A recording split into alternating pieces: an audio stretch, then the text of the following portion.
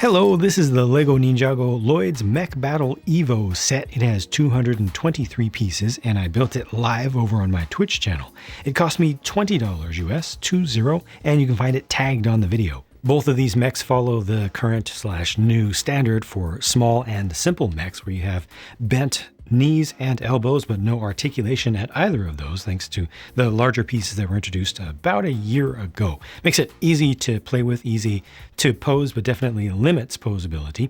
The EVO version of this is pretty good. It's actually pretty well up-armored. You know, the whole EVO system is all about getting something for kids to be able to play with quickly and easily. So when you build this, you first do it as you see there on the left. Real simple, goes together quickly, and then all of this stuff gets added on as well. And that really does improve the look of it significantly. So the EVO system here is used well. It's easy to get one of these things into an action pose, and it definitely wants to stand up. These feet are wide enough, and yeah, it's just really easy to get them. Even if the thing's in an awkward position, it's easy to get this to be able to balance just as it is. The only main limitation here is just in exactly how far you can go with the articulation of the arms. At least this one is able, you know, it's got the big sword and it's able to slash across, which is really important. It can also slash from above, and that's good. The pauldrons here, which are part of the EVO add-ons, can kind of move out of their own way.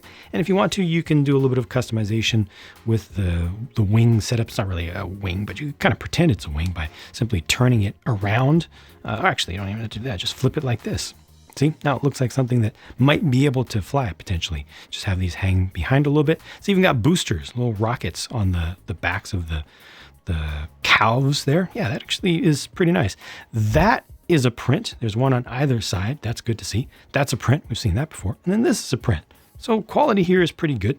And the gold colors, I think, are pretty consistent too. So overall, I'm pretty happy with this. And of course, it's easy to get the figure in and out here. This bone mech looks like it's trying to be a reincarnated or reanimated version of the old golden mech from exactly 10 years ago from the Temple of Light set. That's a nice throwback there and kind of works. This one has, rather than gold though, obviously the darker tones, including plenty of gunmetal gray or dark pearl gray, including this piece here, a bunch of the ingot pieces as well. They use a number of the bone weapon pieces from the weapon pack that's included throughout this series here to create this double-sided kind of scythe sort of weapon. You would expect this almost to be used to spin around. They also use a couple of the small sickle bits here on the back, yeah, those are really sickles is what they are.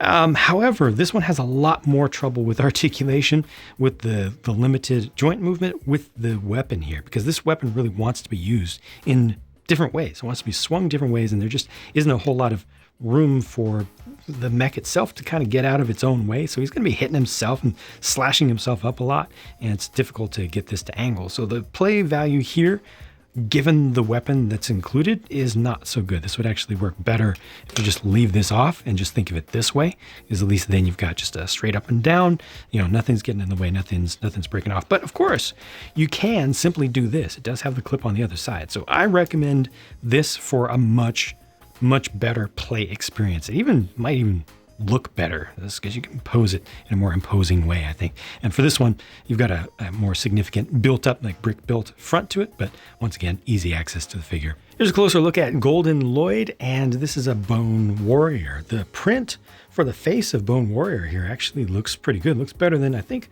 most of the others that I've gotten to date. It's just a little bit more crisp, and the opacity is almost where I personally would like to see it being all the time. But the designs on these, the graphic designs on these, are very, very good. And this, of course, has the alternate face as you would expect. No armor piece, though, or sheath or scabbard for Lloyd in this case, because they're keeping it cheap for this smaller set. Nice prints going all the way down, though, from head to toe. Finally, these are the leftover parts. Again, the price is $20 US or 20 euros. I believe it is 18 pounds UK, and that breaks down to basically $10 or euros each, or I would more likely put it at 12 for the bigger one and 8 for the smaller one. And that feels perfectly fine to me. My only complaints with this are, again, just the big weapon on this side not working so well with the limited articulation, but that's obviously an easy fix.